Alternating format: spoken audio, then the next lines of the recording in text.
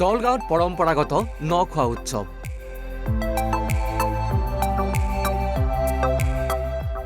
চাৰি শতাধিকে জুতি ল'লে মাছ মাংসৰ বিবিধ ব্যঞ্জনৰ।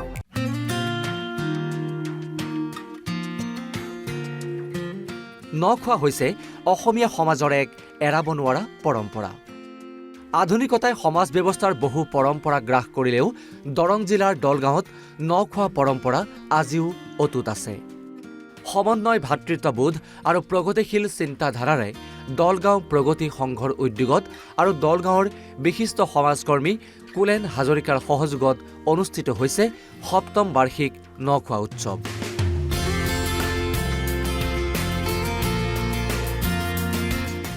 এই উপলক্ষত গীত মাত নৃত্যৰে মুখৰিত হৈছে দলগাঁও।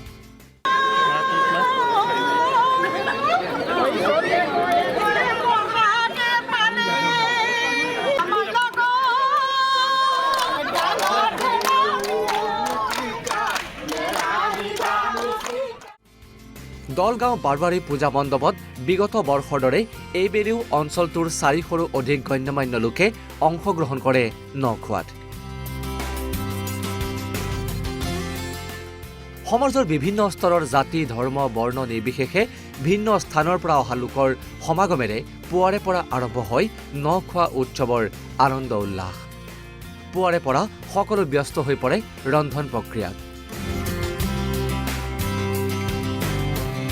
কোনোৱে যদি হাঁহৰ মাংস কটা বচাত ব্যস্ত, আন কোনো আকৌ ব্যস্ত হয় গৰৈ মাছ পোৰাত। সেই অনুসৰি কোমোৰাৰে হাঁহৰ মাংস, অমিতাৰ সৈতে ছাগলীৰ মাংস, বৰালি মাছৰ বিশেষ আঞ্জা, ঔটেঙাৰে ৰন্ধা বিবিধ মাছৰ জোল, পোৰা গৰৈ মাছৰ পিটিকা, আলু বেঙেনা পিটিকা আদিৰে সাজু কৰি তোলা হয় নখোৱাৰ বিশেষ ব্যঞ্জন। বহুত ভাল লাগিলে। মানে আচল কথাটো হ'ল কি, আমাৰ যিটো পৰম্পৰা, সেই পৰম্পৰা অটুট ৰাখিছে দলগাঁৱে।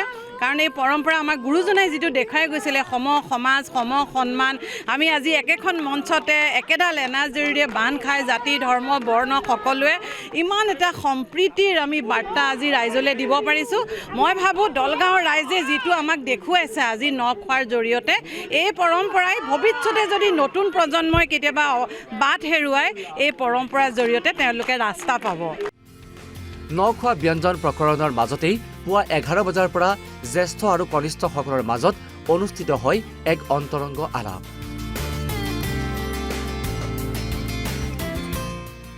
অনুষ্ঠানৰ আৰম্ভণিতে চাহ লাড়ু পিঠাৰে অতিথিক আপ্যায়ন কৰে স্থানীয় মহিলাসকলে। এই অনুষ্ঠানতেই বিভিন্নজনে অতীতৰ নখোৱা স্মৃতি ৰোমন্থন কৰি পৰিৱেশটো ৰসাল কৰি তোলে। সকলো একেগোট হৈ এসাঁজ খোৱাটোৰ আমেজেই সুকীয়া, আৰু নখোৱাৰ মাধ্যমেৰে সেই মানে অৱকাশটো অহাৰ বাবে দলগাঁৱৰ প্ৰগতি সংঘৰ লগতে ইয়াৰ পৃষ্ঠপোষক সকলোলৈকে মই ধন্যবাদ জনাইছোঁ। আৰু আগলৈও এই অনুষ্ঠানটোৱে আমাৰ সমাজত এটা সামাজিক বান্ধোন সৃষ্টি কৰিব বুলি মই আশা ৰাখিলোঁ। আমি দলগাঁওবাসী ৰাইজ বৰ আনন্দিত উল্লাসিতভাৱে আছোঁ আজি। কাৰণ কিয়, এই ৭ম বছৰ হ'ল, এই ৭ম বাৰ্ষিকী আজি নখোৱা যিটো আমাৰ অনুষ্ঠান, সেইটো তাৰমানে আমাৰ দলগাঁৱৰ প্ৰতিষ্ঠিত ব্যক্তি কুলেন হাজৰিকাদেৱে আমাৰ প্ৰগতি সংঘ আৰু সমন্বয় সমিতিৰ উদ্যোগত মানে এই নখোৱা অনুষ্ঠানটো আয়োজন কৰে। আৰু তাতে তেখেতে অন্তৰ খুলি বিভিন্ন জাগাৰ, অৰ্থাৎ ডিষ্ট্ৰিক্ট মানে গুৱাহাটী, তেজপুৰ, মঙলদৈ যিকোনো ঠাইৰে বিভিন্ন উচ্চ স্তৰৰ বা নিম্ন স্তৰৰ যিকোনো স্তৰৰ মানুহক সমন্বয়ৰ ভেটি বজাই ৰাখিবলৈ নিমন্ত্ৰণ কৰে। এই অনুষ্ঠানতেই স্থানীয় তথা বয়োজ্যেষ্ঠ ব্যক্তিসকলক একোখনকৈ ফুলাম গামোচাৰে আদৰণি জনোৱা হয়। শেষত সকলোৱে মিলি তৃপ্তিৰে নতুন চাউলৰ এসাঁজ খাই আনন্দ উপভোগ কৰে।